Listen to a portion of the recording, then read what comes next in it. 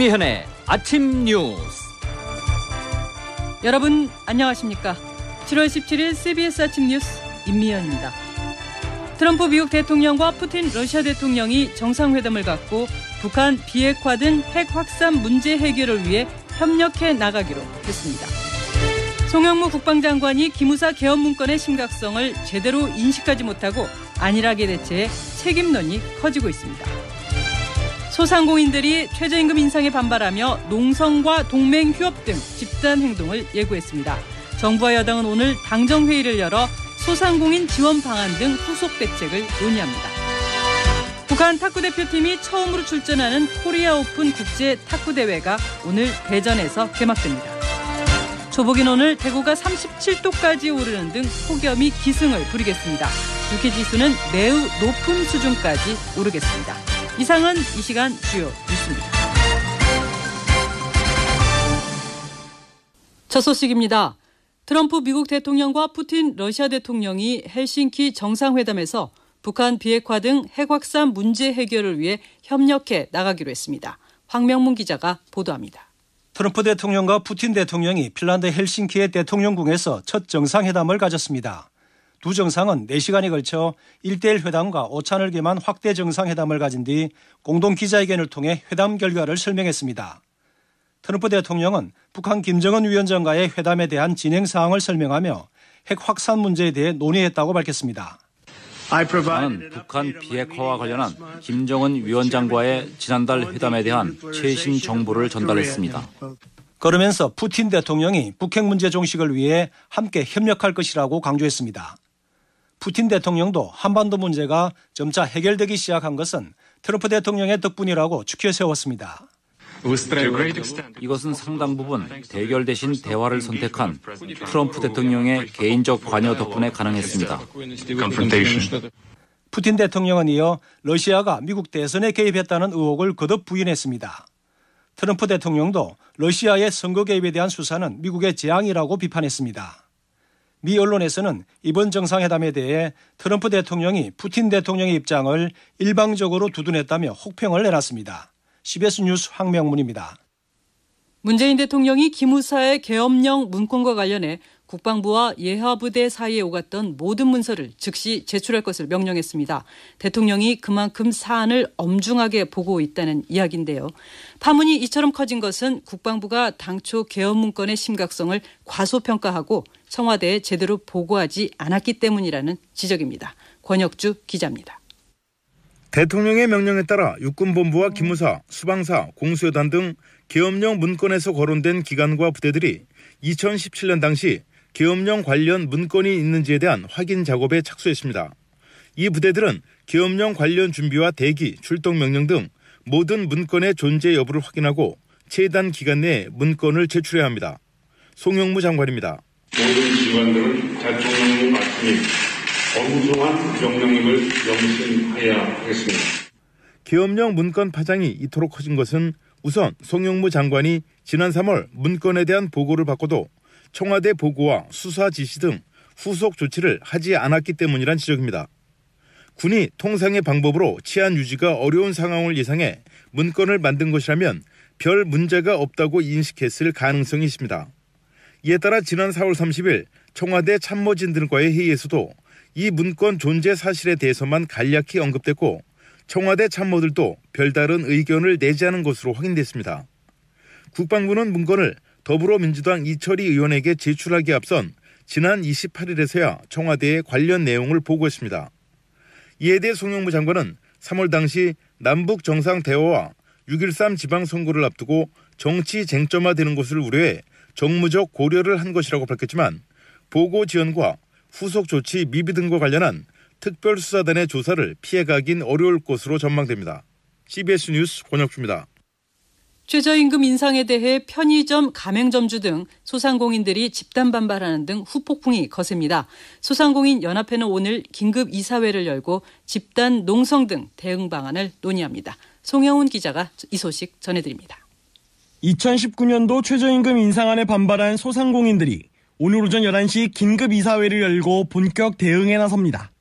소상공인 연합회는 현재 회원사들의 참여 열기가 뜨겁다며 오늘 이사회도 업종별 대표들이 참여해 최저임금 보이콧과 농성 방안, 시기 등을 논의한다고 밝혔습니다. 연합회 관계자입니다. 이사회를 통해서 구체적인 방법과 시기는 결정할 예정입니다. 좀 남은 조율해갖고. 현재 최저임금 인상안에 대해 영세상공인들이 가장 크게 반발하는 부분은 자신들의 입장을 고려하지 않았다는 것입니다. 편의점 등 5인 미만 영세사업자 등의 지급 능력을 고려하지 않고 2년 사이 30% 가까이 최저임금을 올린 것은 살인행위라는 설명입니다. 5인 미만의 사업장의 현실을 외면한 정부와 최저임금위원회의 무지함의 결과물이다. 최근 2년간 29%에 이르는 급격한 최저임금 상승은 5인 미만 영세사업자에게 유례가 없는 살인적 행위로 전국 편의점 가맹점 협회는 어제 영업 중단 등 집단 행동을 우선 보류한다고 밝혔지만 정부의 대책이 없을 경우 언제든 집단 행동에 나선다고 밝혔습니다.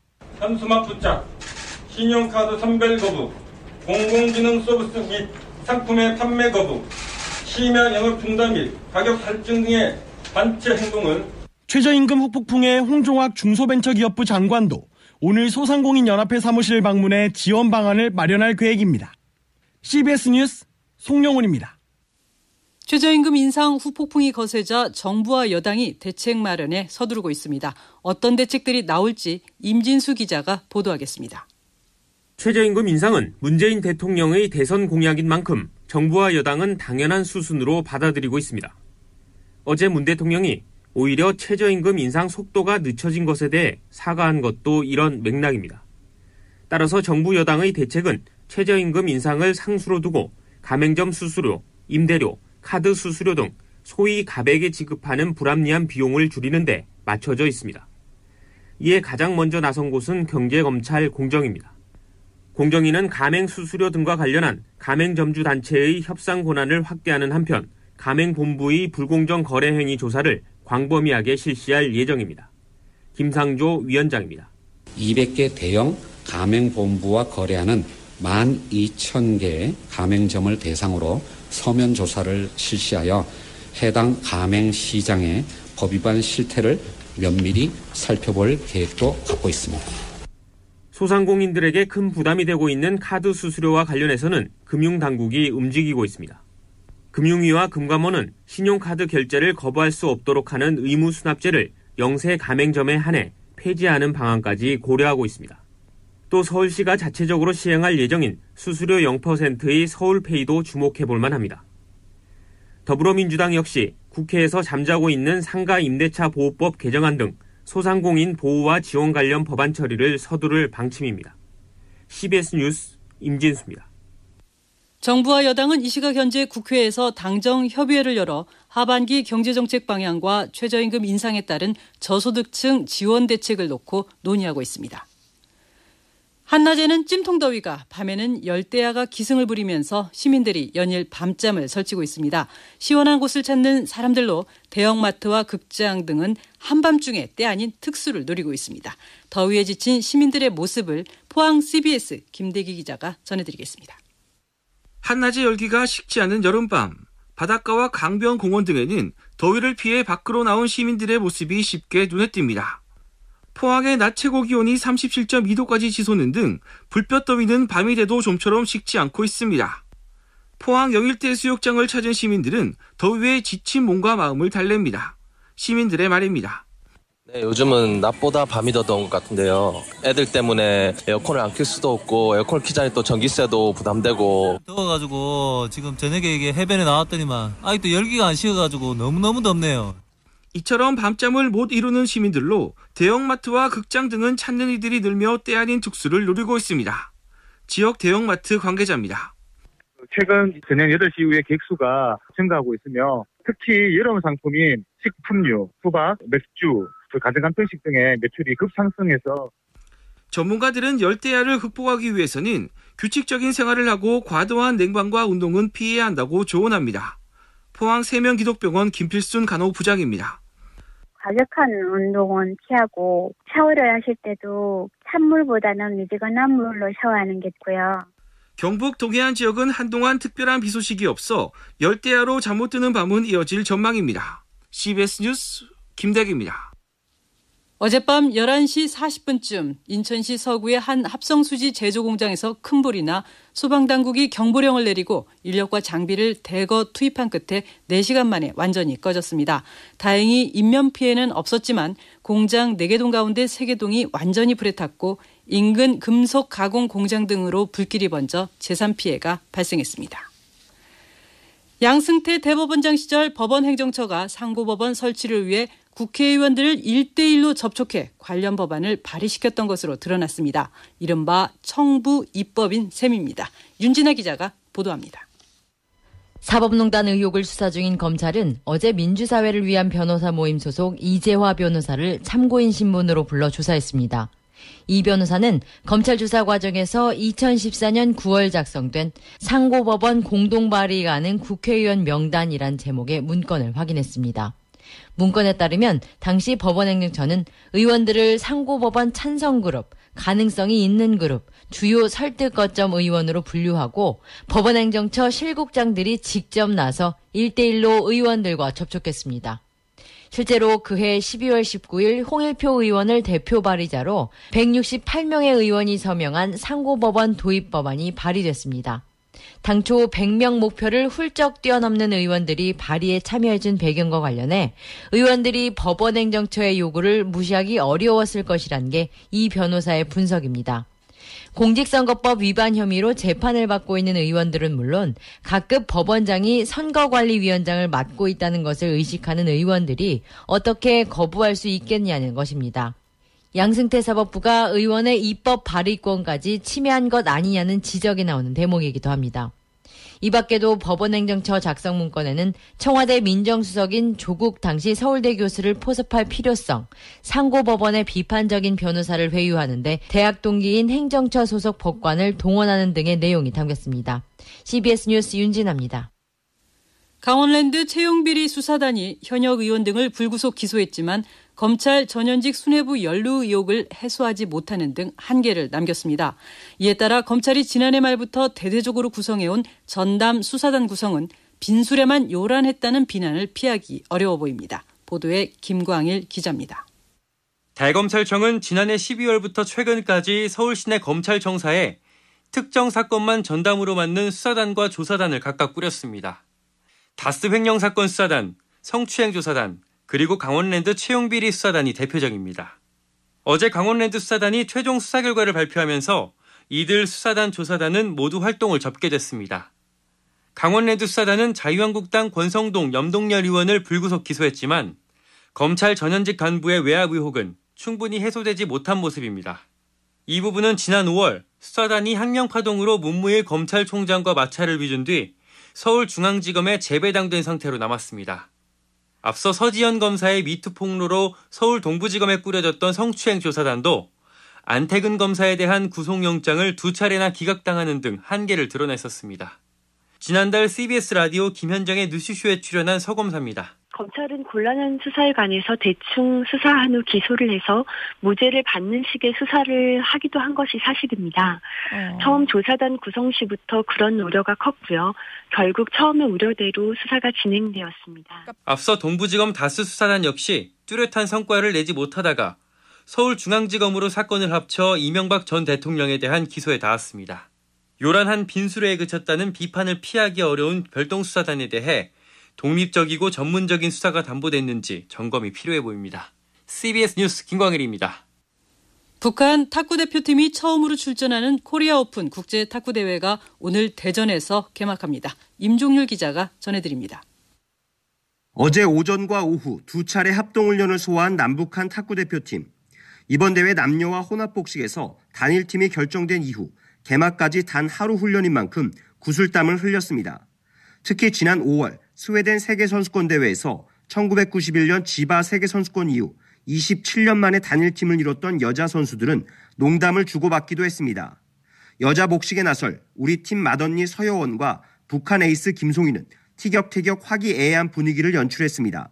서여원 선수입니다. 그러니까 김송희 선수가 조금 장난기가 많아가지고 계속 나이 많은데 힘드냐고 그러고 그냥 약간 인신공격하고.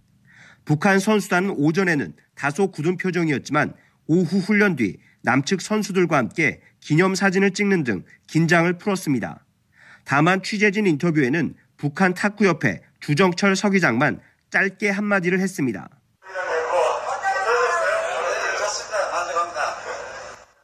남북 단일팀은 오늘 밤 혼합복식을 시작으로 내일 남녀복식 예선에 들어갑니다. 손발을 맞출 시간이 부족했던 만큼 우리 팀 에이스 이상수와 북측 박신혁의 남자복식에서 4강 이상의 성적을 노립니다. 대전에서 CBS 뉴스 임종률입니다. 북한과 미국이 이틀간 미군 유해 송환을 위한 실무회담을 진행하며 일정과 규모 등을 논의했습니다. 하지만 유해 송환이 이루어질 때까지도 구체적인 비핵화 합의가 없다면 양측이 동력을 상실할 것이라는 우려가 나오고 있습니다. 황영찬 기자가 보도합니다. 미군 유해 송환은 지난 6월 12일 북미 정상회담에서 두 정상이 합의한 내용입니다. 유해 송환은 합의 이행의 출발점으로서 큰 의미를 갖지만 이 조치는 비핵화와 체제 안전 보장과는 거리가 멀다는데 문제가 있습니다. 유해 송환이 이뤄질 것으로 보이는 오는 8월 초면 정상회담이 열린 지 2달이 되는데 그때까지도 구체적인 성과가 없다면 양측 모두 피로감을 느낄 수밖에 없기 때문입니다. 통일연구원 홍민 연구위원입니다. 6월 12일 이후에 한 달 반이 넘었는데 아무것도 없다 이렇게 얘기를 해버리면은 그때부터는 사람들이 이제 좀 약간 피로해지거든요. 정상회담 이것을 뭐가 바로 나올 것 같았는데 뭔가 지리멸멸하게 계속 가고 있고 시간은 흘러가고 뭐 진척되는 거 없어 보인다. 그러면 전반적으로 일단 사람들이 피로도가 생기고 북한은 종전선언과 같은 비핵화에 나설 확실한 명분이 없기 때문에 대화 동력을 상실할 수 있습니다. 미국은 비핵화 없이 종전선언을 추진하기엔 내부의 반발을 극복하기 어려운 상태입니다. 또 중간 선거를 앞둔 트럼프 대통령이 정치적 무리수를 두기보다 대화 모멘텀을 관리하며 현재까지의 성과만 강조할 가능성도 있습니다. 그렇게 되면 11월까지 협상 동력은 점차 약화되고 만약 선거에서 크게 패할 경우 협상 국면이 폐기될지도 모릅니다. 전문가들은 남북미 3자의 이해관계가 일치하는 지금 내부의 저항을 이겨낼 수 있는 명분을 서로에게 제공해야 한다고 제언합니다. CBS 뉴스 화영찬입니다. 자유한국당이 당 재건 역할을 맡을 비상대책위원장으로 김병준 국민대 명예교수를 내정했습니다. 이로써 지방선거 참패 후 한 달 만에 가까스로 위기 수습 국면으로 들어서게 됐습니다. 박성환 기자입니다. 자유한국당 김성태 대표 권한대행은 어제 노무현 정부 청와대 정책실장 출신인 김병준 국민대 명예교수를 비대위원장으로 내정했다고 밝혔습니다. 이제 김병준 위원장 내정자를 중심으로 우리 당의 변화와 혁신, 쇄신의 대수술이 시작될 것입니다. 김 교수는 참여정부 출신 정책통이면서도 보수 색채가 강한 경북 출신이라는 점이 강점으로 꼽힙니다. 다만 박근혜 전 대통령이 탄핵 국면에서 총리 후보자로 지명하면서 친박 색채를 띠게 됐다는 평도 있습니다. 김 교수는 앞서 성장에만 치중했던 한국당의 경제 노선을 극복하고 약자도 배려하는 보수로 거듭나도록 하겠다는 포부를 밝히기도 했습니다. 한국당은 오늘 오전 전국위원회를 거쳐 김 교수를 비대위원장으로 최종 확정할 방침입니다. 선거 참패 한 달 만에 위기 수습을 위한 첫발을 겨우 떼게 되는 겁니다. 비대위 체제 전환을 추진해왔던 김성태 대표 권한대행도 사실상 원내대표직을 유지하게 되면서 비대위원으로 활동할 전망입니다. 한 달 가까이 김 대행의 사퇴를 압박하던 친박계의 반발도 어제 의총에서 갑작스럽게 사그라졌는데 그 원인으론 상임위원회 자리 배분이 꼽힙니다. 김 대행이 지역구 예산 배정에 유리한 예산결산특별위원회 등 인기 상임위에 친박계 의원들을 대거 포진시키면서 반발을 진화했다는 분석이 나옵니다. CBS 뉴스 박성환입니다. 세계 경제가 올해 이어 내년까지 3.9%대 성장세를 유지할 것으로 보입니다. 다만 미중 무역 갈등이나 미국의 금리 인상은 변수로 작용할 전망입니다. 이재준 기자가 보도합니다. 국제통화기금 IMF가 보고서를 통해 올해와 내년 세계 경제 성장률을 각각 3.9%로 전망했습니다. 지난 4월 내놨던 전망치 그대로입니다. IMF는 세계 경제 성장세가 당분간 지속될 것으로 보면서도 지역별로 불균형이 있고 단기 하방 리스크도 커지고 있다고 진단했습니다. 특히 하방 리스크의 주된 요인으로 미중 무역 분쟁 같은 보호 무역주의와 갈등, 글로벌 금융시장의 긴축 상태를 꼽았습니다. 세계 각국에서 경제개혁 이행이 지연되고 있고 정치적 불확실성이 커지고 있는 것도 경제성장의 장애물로 지목됐습니다. IMF는 특히 선진국은 전반적으로 견조한 성장세가 계속될 거라면서도 신흥개발도상국은 편차가 클 거라고 내다봤습니다. 유가 상승을 비롯한 국제적 요인 외에도 국내 특수 상황에 따라 성장 전망치에 차이가 커질 거란 얘기입니다. 따라서 선진국이나 신흥개발도상국 모두 통화정책을 단계적으로 정상화하되 잠재 성장률을 높여 재정 여력을 적극 활용해야 한다는 게 IMF의 권고입니다. 수정본으로 나온 이번 경제전망 보고서엔 우리나라에 대한 언급은 포함되지 않았습니다. IMF는 지난 4월 내놓은 보고서에서 한국의 경제 성장률이 올해 3%, 내년 2.9% 수준을 유지할 것으로 전망했습니다. CBS 뉴스 이재준입니다. 다음은 간추린 소식을 정민아 아나운서가 전해드립니다. 문재인 대통령은 문희상 신임 국회의장에게 4.27 남북 정상회담에 대한 비준동의 합의 등을 국회가 적극적으로 지원해달라고 당부했습니다. 문 대통령은 어제 취임 축하 인사차 문 의장에게 전화를 걸어 협치를 강조한 국회의장 당선 소감이 시의적절했다며 이같이 밝혔다고 국회가 설명했습니다. 대검찰청 반부패부와 강력부의 기능을 통합해 반부패 강력부를 신설하고 인권부도 새로 만드는 등의 검찰 조직 개편이 확정됩니다. 정부는 오늘 오전 이낙연 국무총리 주재로 정부 서울청사에서 국무회의를 열어 이 같은 내용의 검찰청 사무기구에 관한 규정 개정안을 심의 의결할 예정입니다. 건설 일용직 노동자의 국민연금과 건강보험 직장가입 의무 요건을 기존 20일 이상 근무자에서 8일 이상 근무자로 대폭 확대하는 정책이 다음 달부터 시행될 예정입니다. 정부는 이 같은 내용의 국민연금법 시행령 등이 시행되면 건설 일용직 노동자 40만 명이 혜택을 볼 수 있을 것으로 전망했습니다. 항공기 기체 결함으로 아시아나항공 국제선 출발이 줄줄이 지연돼 승객들이 불편을 겪었습니다. 어제 정오에 인천공항에서 독일 프랑크푸르트로 떠날 예정이던 아시아나 항공기의 출발이 5시간 40분 지연되는 등 어제 하루에도 최소 5편의 여객기가 몇 시간씩 늦게 출발했습니다. 또 어제는 항공기 한 편의 연료 개통에 문제가 발생해 미국 뉴욕으로 가는 항공기 여러 편이 오늘까지 10시간 안팎 지연될 것으로 예상됩니다. 지금까지 간추린 소식이었습니다. 이어서 날씨 알아봅니다. 기상청 이수경 리포터가 전해드립니다. 네, 오늘 연중 가장 덥다는 삼복 중 하나인 초복입니다. 폭염은 계속되면서 오늘도 한낮에는 33도를 웃도는 불볕더위가, 밤에는 최저기온 25도를 웃도는 열대야가 나타나겠는데요. 특히 폭염 경보가 내려진 일부 동해안과 경상도 지역의 수은주가 35도를 웃돌면서 오늘도 이 지역의 더위가 상당히 심하겠습니다. 이렇게 이번 주는 내내 비슷한 더위가 이어지면서 불쾌지수 80 이상의 매우 높은 날씨가 이어질 것으로 보입니다. 보이는데요. 간밤에도 강릉과 포항, 대구 등 곳곳으로 열대 현상이 관측됐고 전국적으로도 폭염 경보나 주의보가 계속 발효 중에 있습니다. 오늘 낮 기온 어제만큼 오르면서 서울과 원주가 34도까지, 대전과 청주, 전주 35도, 광주 36도, 대구 37도가 예상되고 있는데요. 전국적으로 맑은 날씨가 이어지면서 자외선 지수 또한 상당히 높겠습니다.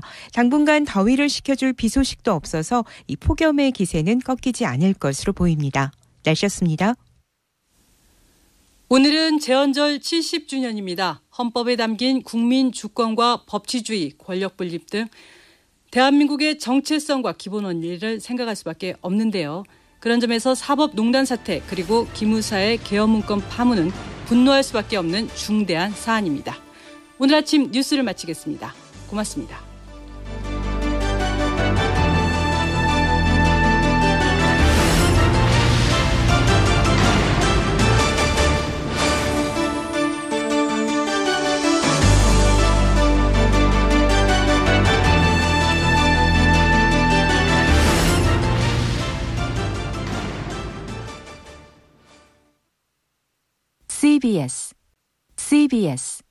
CBS